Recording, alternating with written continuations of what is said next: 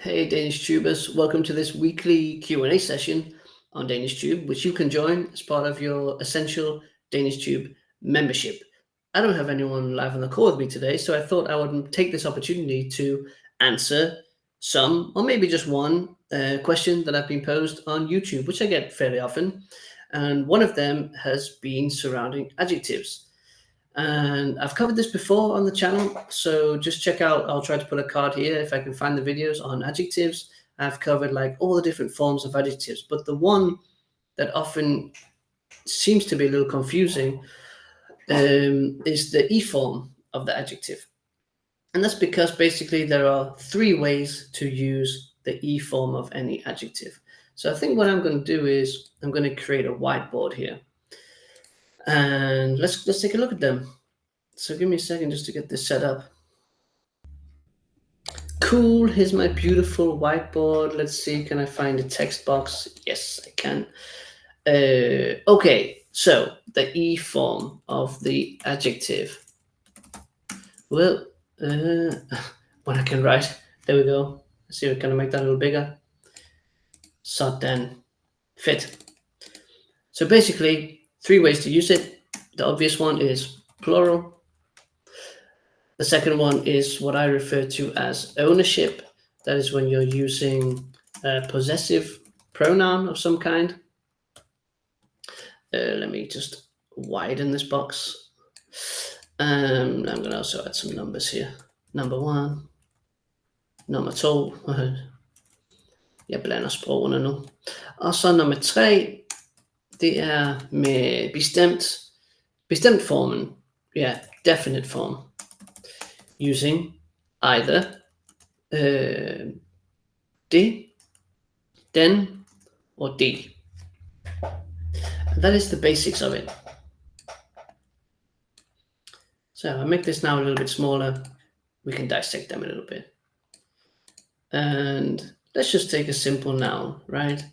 Don't need it to be complicated. Let's use one of the most Danish words, hyggelig. Hyggelig, that's a good adjective. Hyggelig. So, plural form, that would make perfect sense, right? I don't know, 2 cozy houses. 2 hyggelige huse.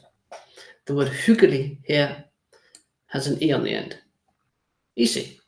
Second one, ownership. That is, whenever you talk about his, hers, mine, yours, a possessive pronoun of some kind, you also use the E form.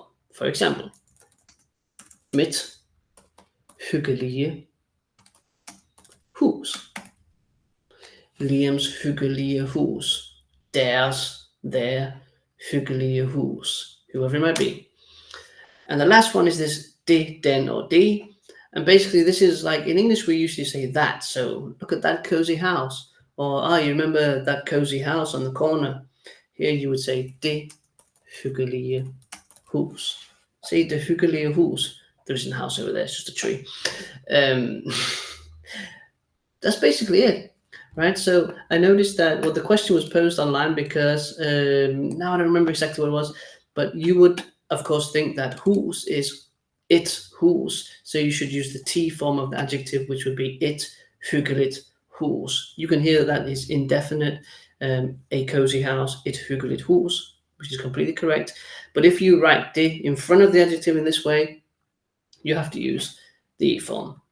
And that's basically it. So now you know, now it's very clear. All you have to do is just keep practicing, keep writing, look out for this when you're reading stuff, because it's very normal. And often what you might see is places, restaurants, buildings might have a name, something along those lines, using an adjective in that way. If I could just make up a name, what could it be?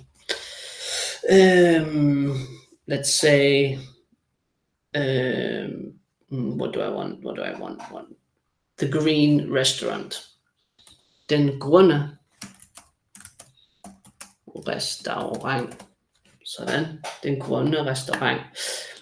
Restaurant is a common noun in restaurant, so therefore I'm using den. And grønne is just a unique adjective, because some of them you have to add an extra consonant. It wouldn't be grønne like this. You have to add an extra N, and it becomes grønne. Maybe I could give one more where that doesn't happen. An adjective, let's just say another common one would be dejlig. So let's have it this time in plural, but definite. So those or the lovely, something in plural. De dejlige søstre, the lovely sisters, right? So that's kind of a double whammy because it's both in plural and it's the definite with the D in front of it. Of course, if it wasn't D, it could be anything else like to dejlige søstre. You're still using the E form. Really, the important thing is you're using the D here. So that was this week's main question on the YouTube channel. If you have any more questions, drop a comment on one of the videos. If you see one of my videos, you're like, that doesn't seem right. It's possible that it's not. I also make mistakes. Drop a comment, let me know, ask a question, don't be shy. And if you want to come directly to me, you can join this weekly Q&A as part of your Essential DanishTube membership. Just follow the links in the description and you'll be able to find out how to join.